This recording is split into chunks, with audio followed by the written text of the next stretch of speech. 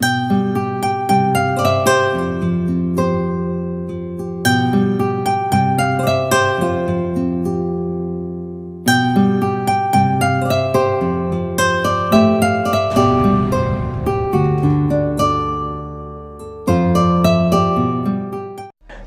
peuple de Dieu, vous qui nous suivez encore une fois aujourd'hui sur One TV, votre télé, que la paix du Seigneur soit avec vous. La parole de Dieu déclare, il leur envoya sa parole et sa parole les guérit. Nous sommes encore là aujourd'hui pour partager la parole du Seigneur. Prions le Seigneur. Dieu Tout-Puissant, nous sommes ton peuple et nous avons besoin que ta parole nous éclaire, qu'elle nous nourrisse et qu'elle nous fortifie et qu'elle nous oriente. Bénis ces instants et conduis-nous par ton esprit. Que mon frère et ma sœur qui me suivent soient enseignés de toi, afin que nous puissions être appelés les disciples du Très-Haut, au nom de Jésus. Amen. Bien-aimés, soyez bénis partout où vous nous recevez. Je suis en train de vous parler, depuis la fois passée, des 4 visages de l'adoration. C'est votre émission, Trompette du Sanctuaire, comme vous le savez très bien. Lisons donc la parole de Dieu dans Apocalypse chapitre 4 à partir du verset 6. Il y a encore devant le trône comme une mer de verre semblable à du cristal. Au milieu du trône et autour du trône, il y a 4 êtres vivants remplis Dieu devant et derrière. Le premier être vivant est semblable à un lion. Le second être vivant est semblable à un veau. Le troisième être vivant a la face d'un homme et le 4e être vivant est semblable à un aigle qui est en plein vol. Les 4 êtres vivants ont chacun 6 ailes et ils sont remplis Dieu tout autour et au-dedans.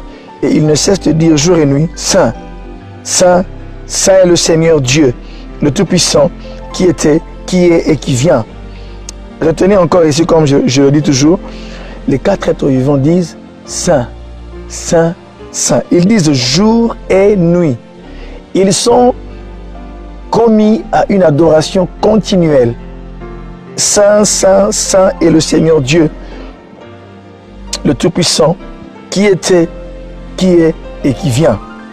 Quand les êtres vivants rendent gloire et honneur et action de grâce à celui qui est assis sur le trône, à celui qui vit au siècle des siècles, les 24 vieillards se prosternent devant celui qui est assis sur le trône et ils adorent celui qui vit au siècle des siècles et ils jettent leur couronne devant le trône en disant « Tu es digne, notre Seigneur et notre Dieu, de recevoir la gloire et l'honneur et la puissance, car tu as créé toutes choses et c'est par ta volonté qu'elles existent et qu'elles ont été créées. » Bien-aimés dans le Seigneur, mon thème c'est bien sûr mon thème parle de l'adoration, mais précisément des 4 visages de l'adoration.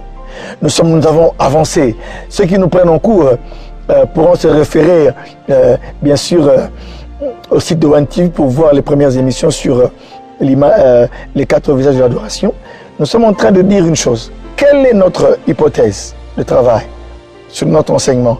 Nous sommes en train de dire que par la grâce de Dieu, Dieu nous a fait comprendre que ces 4 mystérieux êtres vivants qui ont des yeux dedans et dehors, qui ont 6 ailes, qui ont des visages différents. Le premier ressemble à un lion, le deuxième à un veau, le troisième à la face d'un homme et le 4e est semblable à un aigle qui vole. Le Seigneur nous a aidé à comprendre que ils représentent dans leur signification les 4 visages ils représentent 4 visages de l'adoration.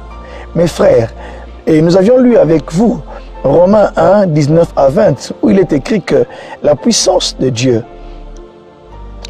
sa divinité, les perfections invisibles du Seigneur sont visibles à l'œil nu lorsqu'on considère Dieu, lorsqu'on considère ce que Dieu a fait dans la création, voulais-je dire. C'est dire que lorsque nous contemplons le monde végétal, le monde animal, même le monde astral, le soleil, la lune, les étoiles, lorsque nous contemplons les animaux, les eaux, les plantes, nous nous rendons compte que toute cette création-là porte une empreinte, c'est l'empreinte du Créateur. Nous y voyons les perfections invisibles de Dieu, c'est la divinité et sa puissance éternelle. C'est pourquoi, justement, Le lion, le veau, l'homme et l'aigle font partie de la création. Et nous sommes convaincus qu'ils représentent, ils portent en eux de perfection la puissance de Dieu et la divinité du Seigneur. Mes frères et mes sœurs, j'ai commencé à vous parler du lion, de l'image du lion. J'ai commencé à vous parler de l'image, je vous ai parlé ensuite de l'image du veau. Et là, je suis en train de parler de l'image de l'aigle. Et j'étais en train d'analyser les perfections de l'aigle par rapport à l'adoration. Et là, j'avais parlé premièrement de la hauteur. L'aigle est un oiseau qui vole très haut. J'ai parlé également de la solitude. Et à partir de la solitude, j'ai commencé à vous parler bien sûr des avantages de la solitude. Bien-aimés, je m'étais arrêté la fois passée sur le fait que dans la solitude, j'avais dit que l'aigle évolue seul. Il n'évolue pas en bande, en groupe, en troupe. Il évolue seul. Et j'ai commencé à vous dire, je me suis arrêté la fois passée là où je disais que dans la solitude, l'adorateur reçoit l'enseignement de l'esprit. Mais une petite révision quand même, j'avais dit que lorsque Dieu, vous lisez la parole du Seigneur, vous vous rendrez compte que les hommes et les femmes que Dieu a utilisés dans la parole de Dieu, à un moment donné, ils se sont retrouvés seuls face à Dieu, face à leur destinée. C'est pourquoi, mes frères, vous savez que l'Ecclésiaste a dit il y a un temps pour chaque chose sous le soleil. Et à un moment donné, Abraham se retrouve seul. Genèse 12, quand il doit quitter sa patrie. Dieu l'appelle à quitter sa patrie, la maison de son père. Il est face à la parole du Seigneur, à la recommandation et à la directive de Dieu. Il quitte son pays et il va vers une terre inconnue. On retrouvera Jacob au dernier instant avant de rencontrer son frère Ésaü, dans Genèse 32, 24. Comme Ésaü était fâché contre lui, il devait se revoir. Jacob avait beaucoup d'appréhension et la Bible dit qu'il se retrouva seul au gué de Yabok. Moïse, devant la mer Rouge, se retrouva seul dans sa responsabilité de leader. David se retrouve seul face à Goliath lorsque vous regardez la parole de Dieu. Joseph est vendu par ses frères. Il se voit seul face à son destin. Josué se retrouve seul dans les plaines de Jéricho. Noé se retrouve seul lors de la construction de l'arche. Vous pourrez lire ça dans Genèse 6, verset 13, dans Hébreux 11, verset 7. Élie est seul face à 450 prophètes de Baal, dans 1 Roi 18. Notre Seigneur Jésus s'est aussi retrouvé seul à Gethsémané, Marc 14, 26 à 42. Paul se retrouvera aussi seul dans la mission que Dieu lui a confiée. Acte 9, 8 à 9. Jean-Baptiste vivait dans les déserts, reclus, là dans les déserts. Mais cela ne l'a pas empêché d'avoir un ministère puissant. La Bible dit qu'il prêchait. Et les hommes, même les pharisiens, allaient au désert, au Jourdain, allaient se faire baptiser par Jean. C'est pour vous dire qu'il y a tant d'exemples, mais pour ne citer que cela, si Dieu un jour a décidé de vous utiliser, il se passera que vous vous retrouverez un jour seul, rejeté par les hommes. Être seul, avais-je dit, c'est apprendre à passer plus de temps avec Dieu qu'avec les hommes. Comme le Christ qui souvent se retrouvait seul pour prier, le chrétien devrait suivre la même discipline. Dans Marc 1,35, quand il faisait encore sombre, le Christ se retrouvait seul pour prier, pour communier avec son Père. Le chrétien doit aussi développer la notion du lieu secret, tel que Jésus l'a enseigné à ses disciples dans Matthieu 6, verset 6 et verset 18. Quand tu veux prier, va, entre dans ta chambre, enferme-toi, parle à ton Père dans le secret, et ton Père qui t'entend dans le secret t'exaucera dans le lieu secret. Et également, être seul veut dire se détacher des opinions populaires, garder une distance objective vis-à-vis des hommes de notre génération. J'aime ce que disait Pierre, sauvez-vous de cette génération perverse et corrompue. Être seul, c'est cultiver la discipline de la vie de montagne. Avoir la discipline de la vie de montagne. Être seul veut dire marcher à contre-courant de la majorité, à contre-courant de ce que pense le monde. Bien-aimés, à cause de votre appel, à cause de votre consécration, il y a des jours où vous vous retrouverez seul face à tout ce que le Seigneur veut faire avec vous. L'homme de prière doit un jour ou l'autre aller en rencontre de ce que pensent les hommes. Par exemple, Noé n'a pas eu peur de ce que pensaient ses contemporains. L'homme de prière doit avoir le courage de sortir de la foule et d'agir selon ce que Dieu lui a dit. Et là, j'ai commencé à vous parler des avantages de la solitude. Je m'étais arrêté au point où je vous parlais, bien sûr, de l'enseignement de l'esprit. Aujourd'hui, j'aimerais parler aussi d'un autre avantage, de quelques autres avantages de la solitude. La solitude prépare l'homme, elle le modèle, elle forge son caractère. Elle lui donne la forme requise pour embrasser sa destinée. La solitude prépare l'adorateur. Elle le modèle, elle forge son caractère, elle lui donne la forme requise pour embrasser sa destinée. Écoutez, dans la solitude, l'adorateur prend la forme de sa destinée. Il est essoré pour qu'il puisse perdre tout ce qui est d'humain et qui ne plaît pas à Dieu. Là, dans la solitude, Dieu peut être en train de presser l'homme, peut-être dans la persécution, dans la souffrance, dans un moment de solitude. Dieu est en train de vous essorer afin que tout ce qui est humain et qui ne plaît pas à Dieu, tout ce qui est humain n'est pas mauvais, mais ce qui est humain qui ne plaît pas à Dieu, Dieu est en train de vous en débarrasser et parce que vous devez revêtir le divin. Exemple, Moïse a appris à conduire les brebis en prévision de la direction du peuple d'Israël dans le désert. Le prince d'Égypte, celui qui était colérique, celui qui avait tué l'Égyptien, il avait voulu libérer un Israélite avec ses propres moyens et il a tué un Égyptien. Alléluia. Mes frères, le prince d'Égypte qui était Moïse était coléreux et il était mort dans ce que Dieu a fait dans le désert. Lorsqu'il fuira la colère de Pharaon, dans le désert, Dieu va l'essorer. Et là, il va aller voir, il va rencontrer Jéthro, dont il épousera la fille. Et là, il commencera à s'occuper des brebis de son beau-père. Mes frères, dans le chemin d'un homme de promesse, un homme qui est appelé à de grandes choses, il y aura des saisons durant lesquelles Dieu va commencer à conduire son serviteur ou sa servante. Pendant ce moment-là, vous pourrez penser que Dieu vous a oublié. Lui qui était prince, lui qui était habitué aux honneurs, maintenant il doit maintenant subir les caprices des brebis. Il doit suivre maintenant les brebis. Derrière lui qui était devant, lui, prince d'Égypte, à qui on rendait des honneurs sans doute quand il passait. Maintenant, lui qui roulait dans un char, mais maintenant il est en train de garder les troupeaux de son beau-père. Quel abaissement selon le monde. Mais dans le système de Dieu, ce n'était pas un abaissement. Il était en train de prendre la forme de sa destinée. Car il était appelé à être un libérateur. Mais Moïse a voulu libérer Israël avec sa propre force. La conséquence, il a tué un Égyptien. Mais la pensée de Dieu était qu'il puisse libérer Israël de la captivité égyptienne avec la verge par laquelle il accomplira de grands miracles. Mais premièrement, il a dû conduire les troupeaux de son beau-père. Il a fait 40 ans dans le désert en train de conduire le troupeau de Jéthro. Mes frères, cela n'a pas dû être facile. Vous qui étiez habitués à tout recevoir, mais maintenant, vous êtes habitués maintenant, il commençait à sentir l'odeur des brebis. Parce que Dieu le préparait à être le libérateur. Dieu le préparait à rencontrer le buisson ardent. Alléluia.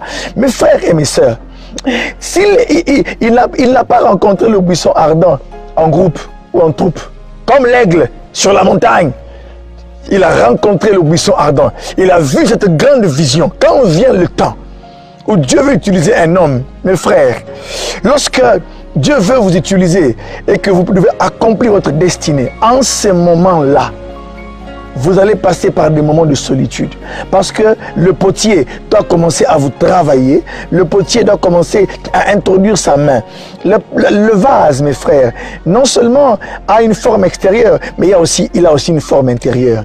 J'aime à dire ceci, nous n'aimons pas beaucoup, nous aimons la forme extérieure, mais nous n'aimons pas beaucoup lorsque la main du potier commence à pénétrer dans l'argile pour faire de l'espace, dans notre cœur, de notre esprit, notre façon de nous comporter. Là alors, la main du potier fait mal. Ça fait mal parce que la chair n'aime pas être corrigée, la chair n'aime pas la soumission. Mais Nous sommes en train de prendre la forme que veut le potier. Le potier travaille à l'extérieur et il travaille à l'intérieur. C'est le temps. Lorsque la solitude vient, l'heure de la main, l'heure où la main du potier entre à l'intérieur du cœur, commence à enlever les choses qui nous étaient chers. Il commence à enlever les titres de famille. Il commence à enlever notre richesse. Il commence à enlever notre honneur personnel. Il commence à enlever notre orgueil pour faire de l'espace afin que nous puissions contenir les choses de Dieu. Ce travail ne se fait pas dans la foule. Ce travail se fait dans le secret de la présence de Dieu. C'est pourquoi, mes frères et mes sœurs, l'adorateur, lorsque l'adoration a l'image de l'aigle, c'est parce que c'est de ça que nous parlons, des 4 visages de l'adoration. L'adorateur se verra conduire dans des lieux, dans des dimensions de solitude. L'aigle, mes frères et mes sœurs, autant avais-je dit que le lion était le symbole de la royauté, de la puissance, de la domination. L'aigle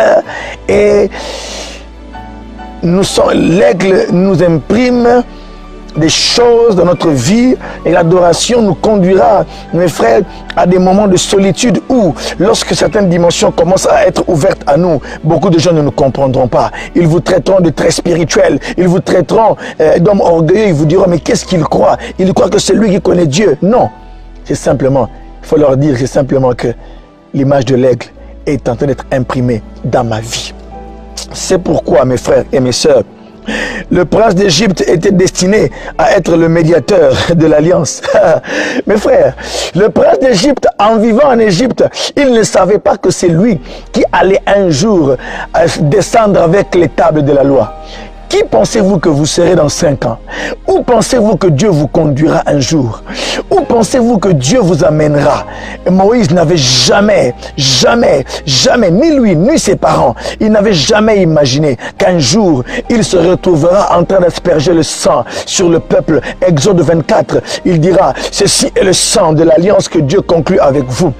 Il se retrouvera en train d'entrer dans la nuée. C'est lui qui ira parler à Dieu. Lorsqu'Israël aura peur de la manifestation de Dieu sur la montagne, lorsque Dieu descendra dans le son de la trompette, dans les tonnerres, les bruits et les voix, dans cette flamme qui descendra sur la montagne était en feu. Tout le peuple a fui. Ils ont dit à Moïse, non, ce spectacle est terrifiant. Toi, va écouter la voix de Dieu et rapporte-nous les paroles. C'est pourquoi, mes frères et mes sœurs, nous ne savons pas où nous allons finir un jour. C'est pourquoi préparons-nous. L'adoration, lorsqu'elle a l'image de l'aigle, elle nous prépare à la solitude. Or, la solitude n'est pas toujours mauvaise, mes frères. C'est vrai que l'homme n'aime pas la solitude parce qu'il est un être sociable. Nous aimons la joie. Nous aimons bien sûr être bien. Mais il arrive des moments où Dieu prévoit des temps de solitude. Ne vous inquiétez pas. Quand il prévoit cela, chers adorateurs, chères adoratrices, sachez que c'est l'heure de grandes choses. Parce que c'est l'heure de prendre la forme de votre destinée. Si vous ne prenez pas la forme de votre destinée, si vous ne prenez pas la forme de la nouvelle dimension qui vous attend va vous rejeter. Celui qui ne prend pas aujourd'hui la forme de sa destinée, quand arrivera le temps du rendez-vous, où Dieu veut faire ces choses-là, ces choses vont vous rejeter parce que vous n'en aurez pas la forme. J'aime ce que dit Jésus. Il dit, on ne met pas le vin nouveau dans des outres vieilles, mais on met le vin nouveau dans des outres neuves. Parce que si on met le vin nouveau dans les vieilles outres se déchirent. On perd et les outres et le vin. Or, Dieu veut mettre en vous quelque chose d'utile pour le peuple. C'est pourquoi, remarquez que cet homme-là, le prince d'Égypte était appelé. Le prince d'Égypte était appelé à être un dominateur. Mais le prince d'Israël, le prince de Dieu, devait être un libérateur, un médiateur de l'alliance. J'aime ce que dit Moïse. Il dit, Dieu, dans Deutéronome 18, il dit, Dieu vous suscitera un prophète comme moi. Il faisait allusion au Christ. Il a eu, pas la prétention, il a eu seulement la grâce de dire que il sera comme lui. Le prophète qui viendra, que Dieu va élever, sera comme lui. Mes frères, cela fera le sujet une autre fois quand on parlera de l'alliance. Parler, dire que Moïse a dit que Dieu enverrait un prophète comme lui. Il a comparé à Jésus, il s'est comparé à Jésus. En quoi s'est-il comparé à Jésus? La réponse est dans l'alliance. Jésus a été le médiateur de la nouvelle alliance et Moïse a été le médiateur de l'ancienne alliance. Bien-aimé dans le Seigneur. Après le caractère, la forme. Sachez que l'autre, pour aujourd'hui, le deuxième avantage de la solitude, c'est que dans la solitude, Dieu lui-même, prochain avantage, Dieu lui-même fait sa sélection. Alléluia. La solitude est un moment de sélection. Dieu élimine les partenaires encombrants et inutiles. Il choisit pour l'homme de nouveaux partenaires. Ce que j'appelle des amis et des amies de la destinée. Car à chaque partenaire est attachée une grâce qui contribue à l'éclosion de votre destinée. Chaque ami ou amie de la destinée a un rôle important à jouer pour atteindre cette destinée-là. En d'autres termes, dans la solitude, Dieu va créer de nouvelles connexions, des connexions utiles. Bien-aimés, vous savez, lorsque vous lisez 1 Samuel 18, verset 1, la Bible dit que lorsque David eut achevé de parler, l'âme de Jonathan s'attacha à David et il aima David. Et lorsque vous lisez le verset 3, le verset 4, Jonathan et David vont faire alliance. Alléluia. Et lisez l'histoire de David et de Jonathan. Quand bien même le père de Jonathan, Saül, voulait attenter à la vie de David, mais à cause de l'alliance qu'ils avaient, Jonathan a parfois déjoué les plans de son père. Alléluia, son propre père. Mais parce que David était un ami de la destinée, ils avaient fait alliance. Sachez mes frères, que dans la solitude, l'adorateur doit commencer à comprendre. Lorsque l'adoration a l'image de l'aigle, là Dieu est en train de vous ouvrir à de nouvelles connexions. Il est temps d'abandonner les amitiés infructueuses. Il est temps d'abandonner toutes les amitiés qui nous conduisent au péché. L'adorateur comprend en ce moment-là. Si vous ne voulez pas vous séparer de ces amis-là, Dieu vous en séparera de force parce qu'il vous appelle à de grandes choses. Les amis et les amies que vous avez ne sont pas toutes destinées à vous amener là où Dieu veut. Certains vont rester en cours de route. Ne vous inquiétez pas. Même si d'autres vous déçoivent, ne vous en faites pas. C'est la sélection. Alléluia. Dieu est en train de faire une sélection pendant la marche de l'homme. Et lorsque l'image de l'aigle s'imprime, vous commencez à évoluer seul. Et là, en ce moment-là, Dieu va commencer à faire de vous un homme qui va se connecter à d'autres partenaires. C'est pourquoi vous aurez de nouveaux partenaires pour lire la parole de Dieu. Vous aurez de nouveaux partenaires pour prier. Vous aurez de nouveaux partenaires, des hommes et des femmes avec qui vous ferez alliance. Vous aurez de nouveaux partenaires qui vont vous nourrir spirituellement parce que c'est le temps, c'est la saison où Dieu veut vous adjoindre ou vous connecter à d'autres, à de nouveaux partenaires, car à chaque partenaire est attachée une grâce. Ce n'est plus le temps où on doit se connecter pour des intérêts humains. Ce n'est plus le temps où on doit se connecter pour des intérêts mercantiles. On ne doit pas avoir seulement un intérêt charnel, mais c'est le temps de l'intérêt du royaume. Parce que lorsque se feront ces connexions-là, ce ne sont pas des hommes qui vont se connecter, mais ce sont des grâces qui vont se connecter. J'aime ce qui s'est passé avec l'apôtre Paul. Lorsqu'il reviendra et que les apôtres à Jérusalem verront que vraiment Dieu a parlé avec Paul et que Jésus lui a confié une mission pour aller vers les païens. Alléluia. Paul dira que Céphas et les autres m'ont donné leur main d'association. Mes frères et mes sœurs, c'est l'heure où vous devez, même dans votre travail, vous allez rencontrer des hommes que Dieu a mis sur votre chemin. La solitude, l'adoration, mes frères, avais-je dit, c'est un service, c'est un style de vie. D'une manière générale, à un moment donné, vous allez voir que vous ne supportez plus certains amis. Pas parce que leur caractère est mauvais, non. C'est parce que simplement, vous comprenez que les dimensions de la divinité que Dieu veut révéler en vous, la dimension ou l'intimité à laquelle Dieu vous appelle, elle est incompatible avec ce genre d'amitié-là. Elle devient incompatible avec ces hommes et ces femmes qui rôdent tout autour de vous.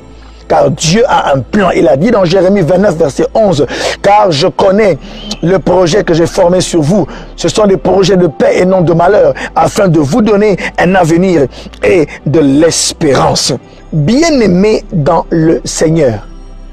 Aujourd'hui, Nous avons besoin de rencontrer des hommes et des femmes qui vont peut-être nous bénir. Mais la vraie bénédiction que Dieu veut nous accorder, ce sont les connexions spirituelles, ce sont les grâces, ce sont les dons que Dieu veut faire en sorte que tel ministère s'accorde avec tel ministère. Telle personne puisse aujourd'hui se connecter avec telle personne dans une amitié sincère, une fraternité qui n'a pas un soubassement pécunier, qui n'a pas seulement un intérêt des affaires, mais non, mais c'est un intérêt pour le royaume de Dieu. Même dans les milieux des affaires, même lorsque vous serez appelé à faire du business, vous allez rencontrer des hommes et des femmes qui vont vous montrer les secrets du royaume et qui vont aujourd'hui vous aider à comprendre que votre richesse doit servir aussi au royaume de Dieu, qui vont vous montrer que votre intelligence, tout ce que vous avez doit servir à l'expansion du royaume de Dieu. Levez-vous, réveillez-vous peuple, car cet enseignement sur les 14 visages de l'adoration est là pour nous montrer que Dieu nous attend ailleurs, que notre adoration aujourd'hui est une adoration qui doit nous conduire dans d'autres dimensions. Lorsque l'adoration aura l'image du lion, vous connaissez les conséquences. Lorsqu'elle aura l'image du veau, là elle développe en vous l'image du serviteur, de l'esclave. Mais lorsqu'elle devient l'aigle vole haut. On dit que le quatrième être vivant était semblable à un aigle en plein vol. Et ce vol vous amène dans une solitude. Le parcours vous amène vers une dimension que vous n'avez pas soupçonnée. C'est pourquoi, bien-aimés, revenons à Dieu et faisons comme Jésus a dit, l'heure vient où les vrais adorateurs adoreront le Père en esprit et en vérité. Aujourd'hui, je vous ai parlé, je vous ai dit que la solitude prépare l'homme, elle le modèle, elle forge son caractère, elle lui donne la forme requise pour embrasser sa destinée. Et je vous ai aussi dit que dans la solitude, Dieu fait sa sélection parce que son équipe doit gagner. Et vous, vous êtes un gagnant. Que Dieu vous bénisse et à la prochaine fois sur One TV. Amen.